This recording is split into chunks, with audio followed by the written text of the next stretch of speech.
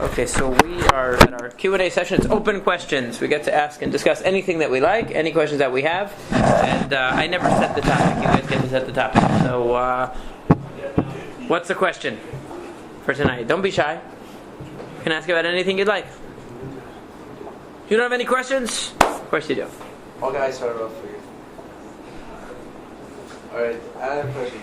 Let's say you have a month tefillah and you have do Kiddush Hashem. Which one is important? You doing Kiddush Hashem or you doing the... It's hard to imagine a situation where you would have a conflict between those two things. Like you have to save someone's life. And no, of course, always. I mean, always saving someone's life comes before anything. Yeah. Or even though there's this money, you have to say Shema, and you don't have time to say. But any mitzvah is overridden by saving life. Any mitzvah. Yeah. So that's an easy question, for sure. You didn't come with any good questions? Maybe you start with some subject and then we think the of most the of the question. subject that they discuss in Shulchan Aruch? What does the Shulchan Aruch discuss? What is it? Okay, we can talk about that. So the question is, what is the difference between the different Sfarim that we have? Like we talk about Gemara, Shulchan Aruch. What's the difference between them? That's a good question. So the fundamental book that we have is the 24 books of the Tanakh. So we have Chamisha Chumshei Torah. Everybody knows the 5 books of the Torah. Then you have 19 other books of the Nevi'im and Ketuvim. So the Nevi'im span from the times of Yehoshua, right after Moshe, all the way until the destruction the rebuilding of the second Beit HaMikdash. And Ketuvim contains the Megillot and also books that don't exactly fit into Nevi'im. Tehillim, Mishlei, books like that don't precisely fit into the storyline of Nevi'im. And then you have, after the Tanakh, Mishnah. Because for a long time, all of the laws of the Torah were oral. They didn't write them down. So they were passed down from generation to generation as explanations of Torah Shebichtav. All the explanations were oral. So you had a text, and you would have a teacher, and the teacher would explain to you the meaning of the words, or the meaning of what the halachot were that were derived from the text. So if you read on Shabbat, don't do melacha, then to explain to you, okay, melacha is X, Y, Z, A, B, C, etc., etc. All of the details would be explained to you. It didn't have to be written down. But around the 2nd century, after the destruction of the temple in the 2nd century, the rabbis were concerned that all of this information could become lost. Because there's a wealth of information, the application of Jewish law that isn't written in the Torah, that we only know it from the tradition, and with all of the exile and all of the problem and the sufferings of the Jewish people, the concern was that we wouldn't have the discipline to be able to remember, to retain, to memorize all this information and to pass it to future generations. So they wrote down the Mishnah. The Mishnah is a short version of the halachot. It's not comprehensive. So what that means is, it's almost like highlights of the halachot, but you still need explanation. You still need elaboration. You can't just have the Mishnah. The Mishnah is not sufficient. If you just had the Mishnah, you would not know all of the halachot you need to know. You wouldn't know all of the cases. You wouldn't know all the details. So it was like a textbook of the oral Torah. The oral Torah was totally oral. Now it's partially written down. That's the Mishnah. A few hundred years later, or about 100 years later, the rabbis in Israel decided, we've been using this Mishnah as a textbook for about 100 years. And through that, we've had lots of extra discussions, applications, explanations. What about all of our explanations? All of our explanations of the Mishnah are going to be lost. Right? All the extra information that's not in the Mishnah, how do we know that's not going to be lost? So what they did was they wrote down something called the Talmud. Talmud Yerushalmi, the Jerusalem Talmud, which used to be called, ironically, the Palestinian Talmud in English, but they changed it to Jerusalem Talmud. In Hebrew it's called Talmud Yerushalmi. It's a much shorter Talmud. The Talmud is the explanations of the Mishnah, and what the Talmud contains is basically, essentially, 2 types of things. It has halachot, Okay, explanations of the Mishnah. The Mishnah is like short form, short paragraphs, or even sometimes one sentence of halacha. And the Gemara will ask questions. Well, where does this come from? How do we know this is the law? What about this case? What about that case? So Gemara goes into more detail. It goes into more... Gemara is the detail of Mishnah? Well, let's say, for example, the Mishnah will say, we'll make a statement about halacha, like, these are the 39 melachot. These are the 39 things you can't do on Shabbat. And then what will happen? The Gemara will say, where do you get the 39 law? Where do you get these 39 melachot from? Why are these the 39 melachot? What comes up? 39 melachot are 39 categories. They're very general. What about this case? What about this situation? What about if you don't intend? What about if you don't intend, but it's an inevitable consequence? All these kinds of details that, I'm not allowed to dig in the ground on Shabbat. What if I drag a really heavy bench across the lawn and I know it's going to dig in the ground? Is that prohibited on Shabbat? I don't intend for it. So the Gemara will go into more questions. We'll ask for the reasons of the Mishnah. What's the source? Where did the Mishnah get the idea that there are 39 melachot prohibited on Shabbat? And then how do we apply those to all the cases that we can imagine, or all the situations we can imagine? That's the basic function of the Talmud, the Gemara. It's also called the Gemara. So when we say, we're studying Gemara, we really mean we're studying Mishnah and Gemara. There's seats, please come. That we basically mean we're studying both Mishnah and Gemara, because you can't study one without the other. Gemara is always explaining the Mishnah. But the Gemara goes off on tangents. It'll go off on tangents that are called Agadah. Agadah is philosophical discussions in the Gemara. Sometimes the Gemara will talk about some of the stories in the Torah or some of the stories in the Navi and go into greater depth in the stories. So it's not on the agenda of the Mishnah so much. It's not talking about the laws of Judaism. It's talking about the philosophy, the ethics of Judaism. Sometimes the Gemara will even have medical advice. It'll talk about things that we would consider quote-unquote mundane issues that the rabbis gave their opinions on those subjects as well, or based on the wisdom that they had. So the Gemara encompasses everything that's in oral tradition. It encompasses the oral laws. The Mishnah is a basic statement, and the Gemara is explanations and applications at greater detail, deeper and greater detail. Okay, that's the difference between Gemara and Mishnah. One is just, this is the law, this is the ruling. The other one is explaining why it is. What are the conditions under which that ruling applies? How do you apply? Are there any exceptions to that rule? Is it speaking about a specific case or in all cases? It qualifies, it clarifies the Mishnah. But it also has Agadah, which are the stories that are unrelated to halakha, ethical stories, philosophical stories about, it'll go into other topics, midrashic types of midrashim and so on, and it'll just have subjects about, it'll talk about astrology sometimes, it'll talk about science, it'll talk about medical issues, so on. That's the Gemara. So then you ask, what do we have besides that? So we have really three key books after that are very significant. One is the Rambam. The Rambam wrote something called Mishneh Torah. The Rambam was the first person to say, the Talmud has 61 volumes. Okay, there's a ton of Mishnah, of Gemara. We need to systematize this, because the Gemara the Mishnah follows in order, but because the Gemara goes by free association, the Gemara is actually the record of discussions that happen. When discussions happen, you go off on tangents, right? And sometimes in a section of the Mishnah, we know that there are 6 orders of the Mishnah, and within each order of the Mishnah there are multiple subsections. So within each section, it's called a tractate or a Masechet. So you will have, let's say the topic is Masechet Shabbat. But in Masechet Shabbat, something might come up about Yom Kippur. Something might come up about Sukkot. Something might come up about the laws of damages that don't even relate to Shabbat at all. Just as a tangent.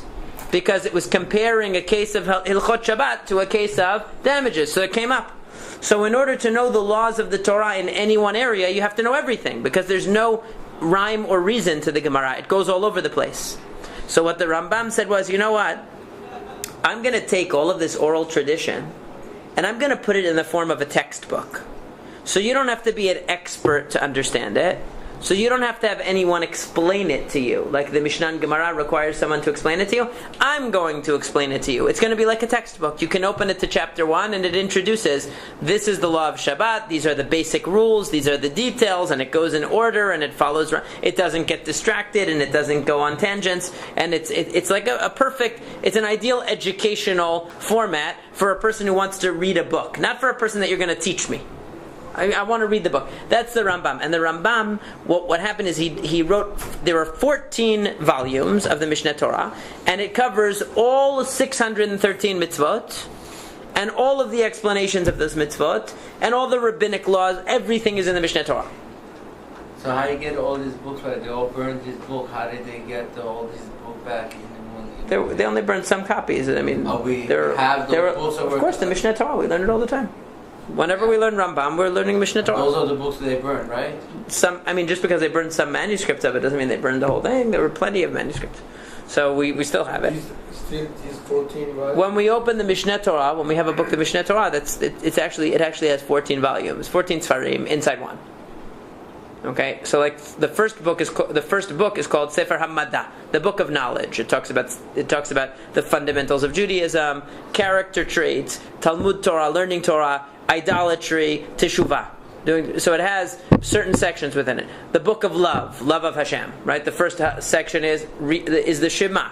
Then Tefillah and Birkat Kohanim, and it has mezuzah and tefillin and so on and tzitzit. Anything that reminds you of Hashem all the time is in the book of Ahava, the book of love, because it's supposed to instill love of Hashem.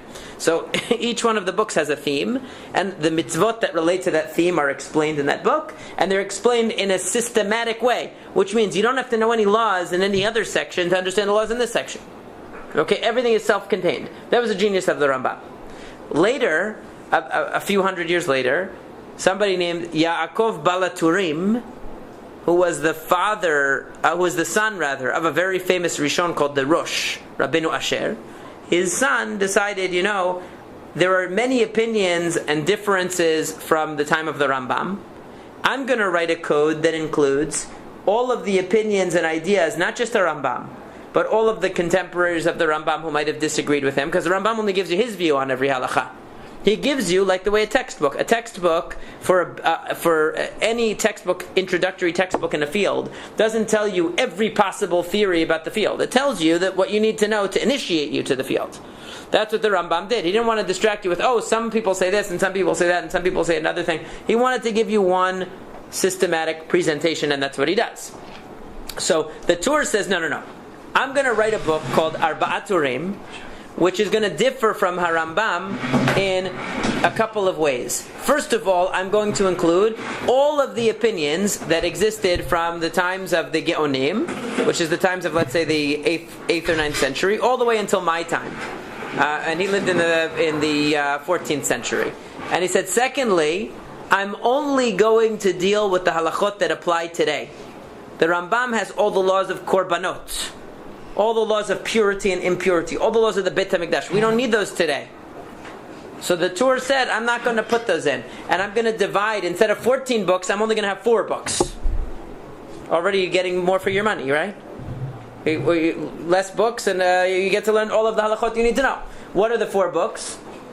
Orach Chaim, Yoreh De'ah, Even HaEzer, Choshen Mishpat. Orach Chaim discusses daily halachot, prayer, Shema, Tefillin, Berachot, Shabbat, holidays, things that apply in the regular cycle of life. Yoreh De'ah discusses laws that are ritual laws, like kashrut, family purity, nidah, some other halachot that it's hard to actually define one theme for Yoreh De'ah. It has a lot of different things in it. But mainly, most of it, the bulk of it is kashrut, and then you have nidah, and you have some other subjects that don't fit into the other headings. Even HaEzer is entirely about marital law, so it has all the laws of kiddushin, ketubot, gitin, all of that. Choshen Mishpat, which is enormous, has the laws of civil laws of the Torah, all the civil laws of Torah. Okay, so these are the 4 sections. He says everything else doesn't apply nowadays, and he wrote these 4 sections. And so along came, a couple of hundred years later, a person by the name of Harav Yosef Karo. We call him Maran HaBet Yosef.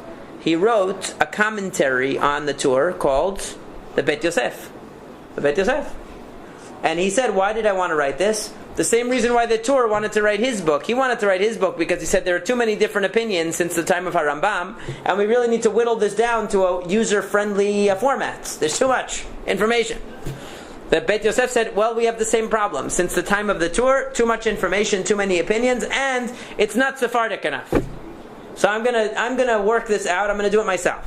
And so the Bet Yosef wrote a commentary, which is very scholarly and critical commentary to understand, for understanding halakha. If you cannot understand halakha without the Bet Yosef commentary, impossible. Nowadays, you study the Bet Yosef on all 4 sections of the Tur, the Arba Turim. He wrote a lengthy commentary where he explained the Tur, and he also brings other sources that the Tur didn't mention, sources that didn't exist in the time of the Tur, or that he didn't mention in his text.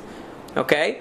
And then the Bet Yosef said, okay, now that I'm done, what I need to do is summarize this in a user-friendly manual, because nobody can use a commentary, which is thousands of pages, as a basic guide for halakha. So what am I going to do? I'm going to summarize and digest this into tidbits that you can access. What is that called? The Shulchan Aruch. So the Shulchan Aruch is basically the summary of a commentary called the Bet Yosef, which was written on a book called the Arba Turim. So what is the Shulchan Aruch going to follow? The same divisions as the Arba Turim, because that's what it was originally written on. So it has Orach Chaim, Yoreh De'ah, Even HaEzer, Choshen Mishpat. It has the basic laws of life and laws of Shabbat, laws of holidays, which is in Orach Chaim. It has Yoreh De'ah, all of the kashrut laws, Nida, ritual laws of all sorts, Mezuzah, everything in Yoreh De'ah. Even HaEzer, all the marital laws, Choshen Mishpat, all of the civil laws, okay? That's the 4 sections, that's the Shulchan Aruch. Now there was another fellow by the name of Rabbi Moshe Isserles, who was a rabbi who lived at the same time, a Polish rabbi who lived at the same time as the Bet Yosef, who was working on the same project. He had written a commentary on the Arba Turim, and he wanted to digest it into a law code, but the problem was, the Bet Yosef beat him to the press. He was ready first. So the Rama, actually, he's called the Rama, Rabbi Moshe Isserles, the Rama, in his humility said, you know what? I don't need to write my own book.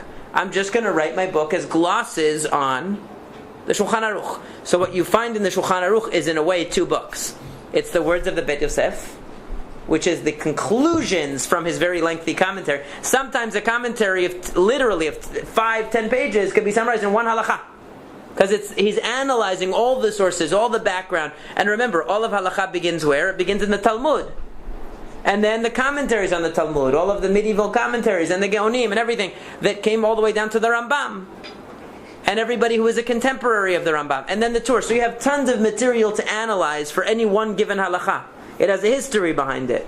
And so the Bet Yosef though summarizes it in 1 sentence or 2 sentences, okay? So when you look at the Bet Yosef, you see pages and pages. Look at the Shulchan Aruch, you could see 2 halachot. But that's the conclusion. And the Rama will write Haga'ah. Haga'ah means a note, where he'll say, let's say the Bet Yosef will say, we have such and such custom on Tisha B'Av. Let's say the Shulchan Aruch might say, we don't eat meat and drink wine on the 10th of Av. And the Rama will say, we only do that until Chatzot. We only do that until midday. We Ashkenazim. That's what he'll write. 16th century. 16th century. And then what? Rambam was right. Rambam was 12th century. So like 400 years. Yeah, so it's there's a big distance between the two of them, but there was in between a very important shift, because instead of modeling his halakha on the Rambam, the Bet Yosef went with the Tur, the Arba Turim. So his doesn't follow the 14-book structure of a Rambam. He said, I don't need the halachot of korbanot and all that. People need today, what people need right now is a manual of halakha for right now. And there's too many opinions, he said. There's too many opinions. And that's one of the things that differentiated, by the way, Ashkenazic halakha from Sephardic halakha traditionally. The Sephardic rabbis were always trying to simplify the halakha. They were always trying to consolidate the halakha, starting with a Rambam. A Rambam said the Talmud is too complicated, it's too confusing, it's too many opinions, it's too much back and forth, argument. We need something systematic, we need something accessible, we need something organized, we need something straightforward. I'm going to write my book. Then the Arba Turim, right, the Bala Turim was actually, even though he was Ashkenazi, his father, the Rosh, was the rabbi of a Sephardic community. So he was influenced by a Sephardic way of thinking. He said, you know what? These Sfaradim have something here. We need to consolidate. We have too many opinions again. The Bet Yosef said, you know what? Now there are again too many opinions. We need to simplify. Okay, so the Sephardic Chachamim are always trying to simplify. But what the Ashkenazim did to us was, whenever we tried to write a book that was really simple, they wrote 500 commentaries on it. We have so many of. And that's the problem. So what ends up happening is you open the Shulchan Aruch. If you buy a Shulchan Aruch, and you can buy it with no commentaries at all, it's thin little books. In fact, the Bet Yosef says you should be able to review the entire Shulchan Aruch in 1 month. 1 month. You just read a certain amount of day, per day. You can finish it in 1 month. That's true if you didn't have any commentaries. The only problem is, if you look at a page of Shulchan Aruch today, the one that's printed, the standard one, you'll see it's got one line of Shulchan Aruch, and around it 15 commentaries, and each one of the commentaries in tiny print goes in all kinds of analysis. Is he right? Is he wrong? Where did he get this from? There are other opinions. What about this case? What about that case? Why did he ignore this? How did he contradict that? All kinds of, and I mean, it's got even, that's just on the page of the Shulchan Aruch. And then in the back, of course, you've got all those commentaries in the back. This thick, going all the way in the back, which with their own discussions, paragraphs and paragraphs and hundreds and hundreds and hundreds of pages of commentary. So what ends up happening is, again, we're overwhelmed with the number of commentaries. That's why the Sephardic approach was always, let's just go with the Bet Yosef, let's just go with the Shulchan Aruch. That was the general approach of Sfaradim. I wouldn't say that without exception. There are definitely exceptions, but as a general rule, what the Sfaradim said is, we want to consolidate, we want to simplify. It's very nice that there are commentaries, we can appreciate them, we can study them, but at the end of the day, we want there to be one clear halachic answer to a question. We don't need 500 opinions. What ends up happening when you have 500 opinions explains another trend in the Ashkenazic community as opposed to the Sephardic, which is the trend towards chumrah. The Ashkenazim, if they have 100 opinions about something, I'm exaggerating. They're probably not 100 opinions about any one question, but a dozen opinions, let's say. If you have a dozen opinions, you're going to be very worried not to go like the strictest opinion. What? You don't want to go like the lenient opinion. You have to go like the strictest one, right? You don't want to neglect the strictest opinion. So if I can think of 17 different possibilities, I have to choose the most mahmir one of the 17. Otherwise, I'm not religious. How can I be religious? Whereas the Sfaradim said, no, we don't have that problem. Shulchan Aruch took the lenient opinion. Very nice that we can study the other opinions. We can appreciate them. We can respect them. But we don't have to follow them. We don't have to worry about them. So the Sfaradim, they hold a lot of stuff. So in general, well, first of all, Shulchan Aruch is 90% the Rambam. Just as a result of the fact that his method of psikah, the method of ruling of Shulchan Aruch, the method of ruling of Rav Yosef Karo was, I'm going to take 3 Gedolim that I think are the premier halachic authorities. Who are the premier halachic authorities? HaRambam, number 1. The Rif, who the Rambam himself considered a premier halachic authority. And the Rosh. And whatever 2 out of 3 wins. Okay, so what happens? The problem is, I wouldn't call it a problem. The reality is the Rambam almost always agrees with the Rif. So you have the deck stacked for the Rambam. So occasionally, yes, occasionally, out of nowhere, the Bet Yosef deviates from his method and inexplicably rules against the Rambam. For example, I'll tell you a classic case of this. The 4 cups of Pesach. The minhag of Sfaradim in general, 4 cups of Pesach is, we only say a beracha on the first and the third. And the Rambam says all 4. The Rambam says all 4.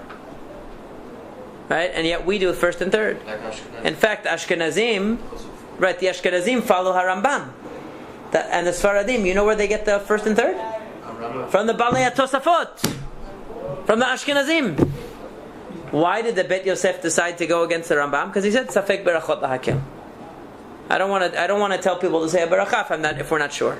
So I'll be stringent. He considered it a stringency. Because if you say Berei Pri Geffen and you're wrong, you're saying a beracha you don't need. Another example where the Ashkenazim and Sfaradim switch is Ner Chanukah. What does the Rambam say? The Rambam says that every member of the household should have their own Chanukiah and light each night a candle. And increase the candle each night. So if you have 10 people in the house, on the first night you have 10 candles, one per each. Second night 20 candles. Third night 30 candles. Fourth night 40 candles, and so on and so forth. Okay, that's what the Rambam says. The Balei Tosafot are the ones who say we just have one Chanukiah per household.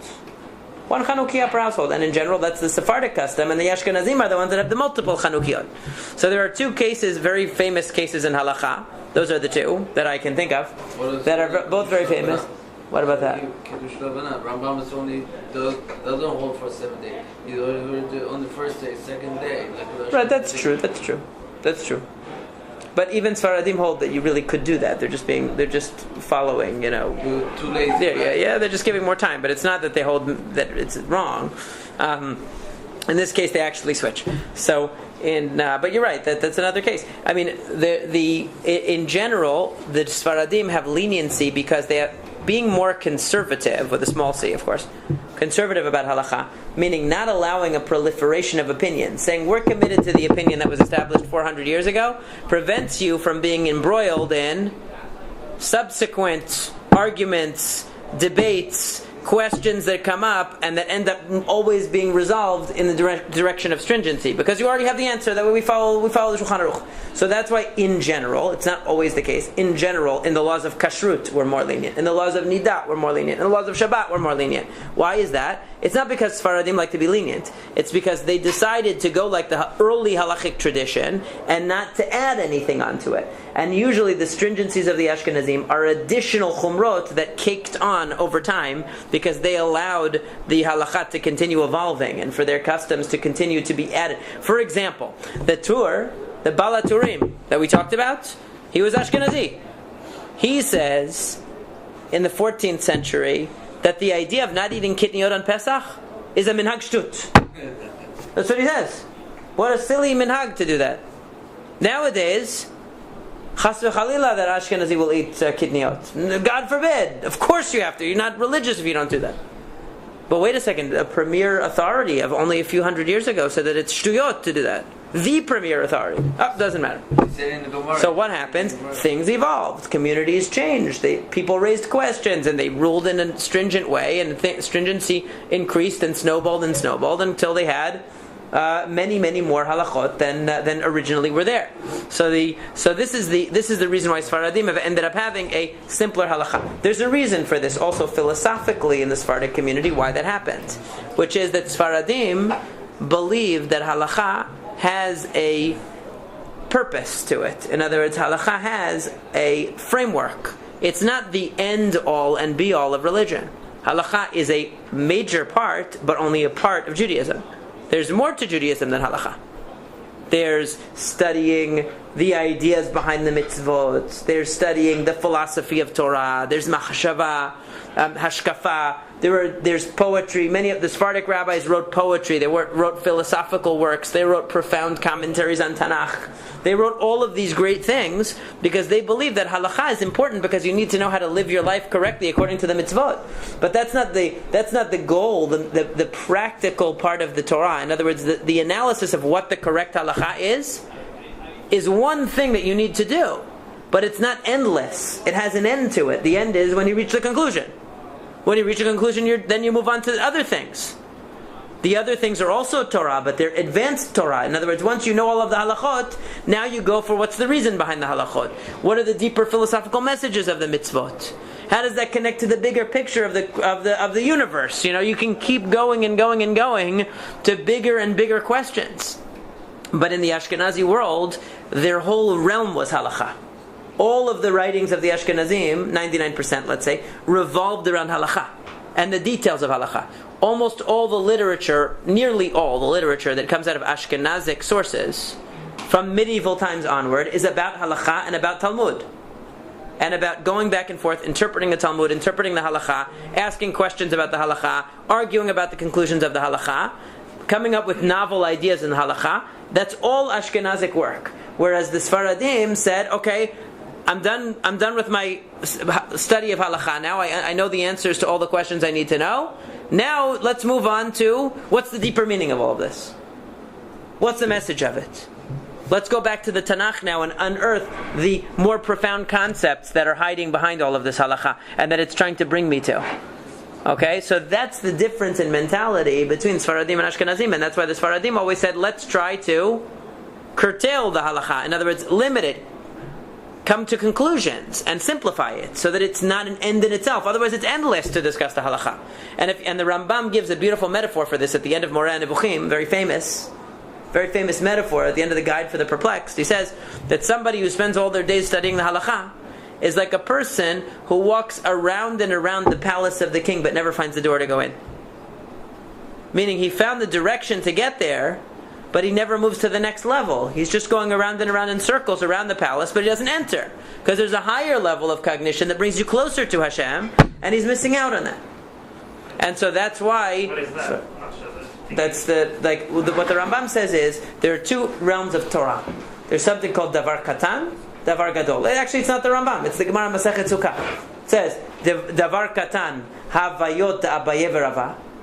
Okay, the things that are the small thing. It doesn't mean it's small, insignificant. It means relatively small because it deals with human life. It deals with the mitzvot that we observe. So he says, Davar Katan, the small thing, because it talks about Rabban Yochanan ben Zakkai. Okay, and it says that he knew Davar Gadol and Davar Katan.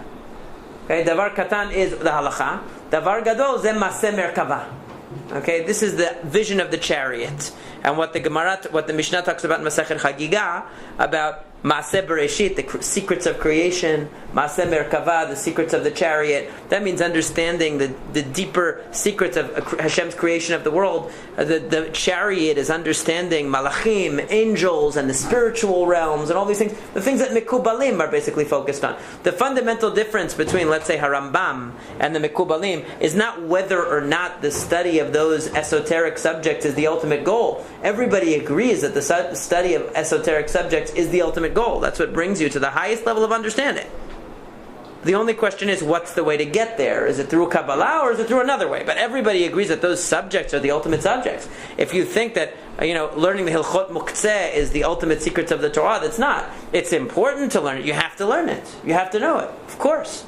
And he says that's important because the Rambam says, "Miyashvim dato shel adam techila." This is what settles your mind and settles the world. It's yishuvo shel olam. In other words, it teaches us practically how to live, and it teaches us how to think intelligently and clearly about life. If a person's understanding of life is in disarray, how can they advance to the next level? The mitzvot teach us how to live life with chokhmah, how to live life with wisdom, how to see our world. We have to first start by seeing our own environment and our own lives through the prism of Chokhmah. And then we can start seeing bigger things. Okay, my life is part of an ecosystem that Hashem also created. Did Hashem create all of this just as a backdrop? It's just a stage prop for me to live my small life? No, there's something behind it. I want to discover that. That's Maaseh Bereshit. And well, what's behind that? What's behind Bereshit? The metaphysical, the spiritual. What's there? So that's the next level. So if a person spends their whole day, all their life, only studying Hilchot Shabbat, that's good. I mean, Hilchot Shabbat is better than spending your time doing something which is unimportant. It is important, but it has an importance up to a point, and then you're supposed to be able to move to the next level. So the ideal is to learn all of the Torah, all of the Halacha first. Of course, you have to first. And then you can advance to the deeper levels. The problem is, if you study Halacha in such a way that the study is endless, because you can never reach conclusions, because there's so many opinions and so many theories and so many positions and so many arguments that takes all of your energy and all of your mental energy till you're 120. So then you never have the opportunity to remove the veil and see what's behind that, to see the next level, and that's what we're aiming for. Okay, so that's basically the answer to your question, I hope. Now, another two important commentaries on the Shulchan Aruch, probably the most important for Ashkenazim, is something called the Mishnah Berurah. You'll always hear about, the Mishnah Berurah says this, the Mishnah Berurah says that. What was the Mishnah Berurah? The Mishnah Berurah is, like I mentioned, there are dozens of commentaries, that's an understatement, on the Shulchan Aruch itself.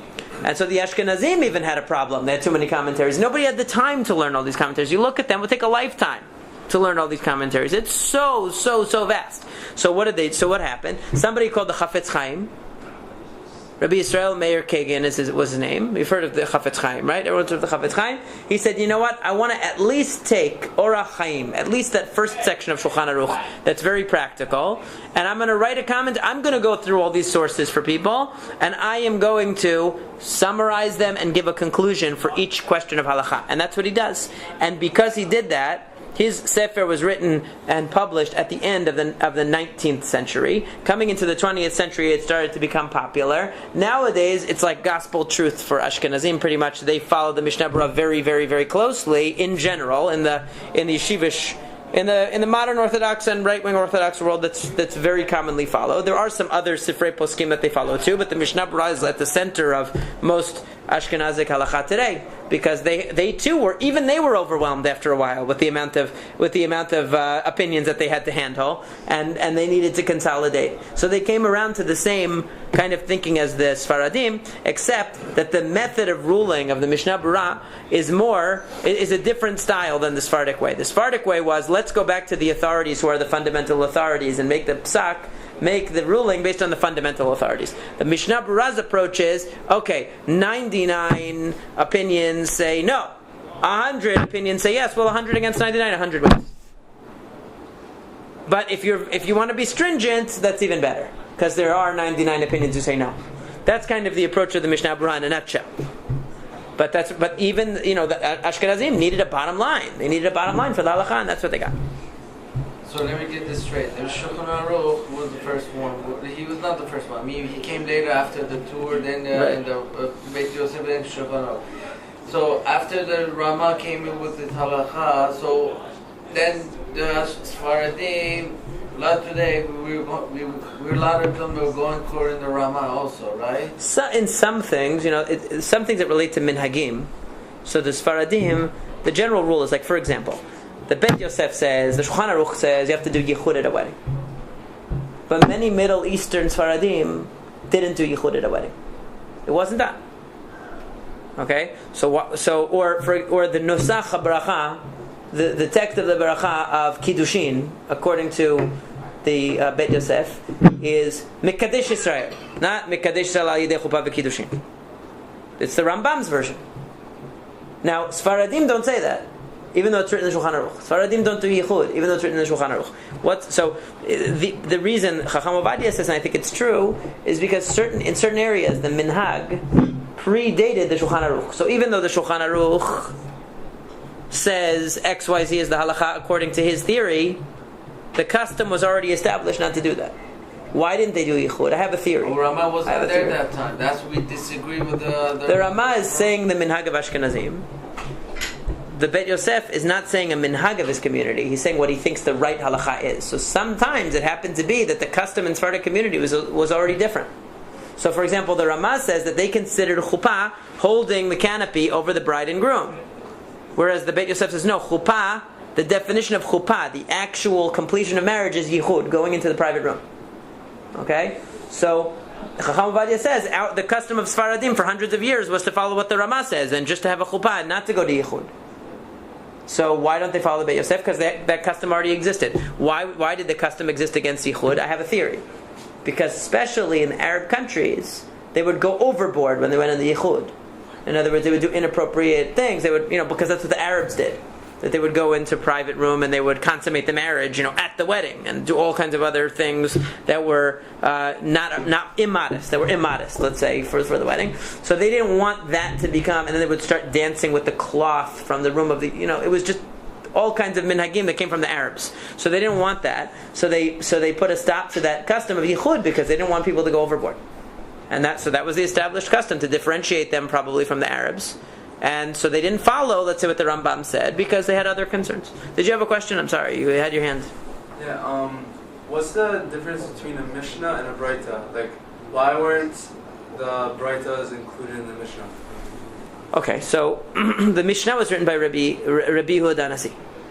So he brought together all of the Chachamim, and he wrote what he considered to be the basic framework of halacha. The Braitot were authored around the same time, but they were considered to be either explanatory of the Mishnah,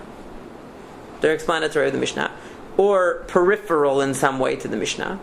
So it wasn't necessary to have them as part of the core text. And not all of them were of equal authority. Certain ones were considered very authoritative. Certain reports were considered less authoritative. So the only thing that was absolutely authoritative initially was the Mishnah. The Baraitot were, literally, Baraita means outside. That's literally what it means. So they were teachings that sometimes they were conflicting Baraitot. Sometimes the Baraitot complement the Mishnah or explain it, but Rabbi Yehuda Nasi said, listen, we'll explain it orally. We don't need another text to be in the Mishnah. He wanted to keep as much oral Torah as possible. So when he wrote the Mishnah, his vision was there will still be an oral Torah, but we will have a text called the Mishnah. He didn't want it to be purely everything written out. But eventually the Baraitot also, in the beginning, Baraitot were memorized. And they would bring in what was called an Emorah. Somebody would come and recite the Mishnayot by heart to everybody, as needed. They would call them over, they would memorize them. Eventually many of them got written down, like Tosefta is written down. Those are Baraitot. But the reason was because he wanted to minimize the amount that was necessary to write down in the Mishnah. Talmud Bavli written, and how did that? So both the Talmud Yerushalmi and the Talmud Bavli were written for the same reason. They were both discussions of the Mishnah. Like we talked about in the beginning of the shiur. They were both, right, first there was the Mishnah, and then there were discussions and further explanations. Why is the Mishnah the way it is? What about this case? What about that case? And all the back and forth, all the discussion. So the Talmud Yerushalmi was written about 100 years after the Mishnah was written. So the Mishnah was written around, these dates are all approximate, we don't have exact dates, around the year 200. Talmud Yerushalmi was closed around the year 300. So within a century of the earliest post-Mishnah rabbis were editing the Talmud Yerushalmi. So it's much choppier, it's less well edited, and it's much more difficult to follow, and it's written in a different dialect of Aramaic than the Talmud Bavli. Talmud Bavli is written in Babylonian Aramaic. Talmud Yerushalmi is written in Israeli Aramaic, basically, of the time. Written in the same time period? So the Talmud Bavli was What is the difference? between what? Between those. There were two communities.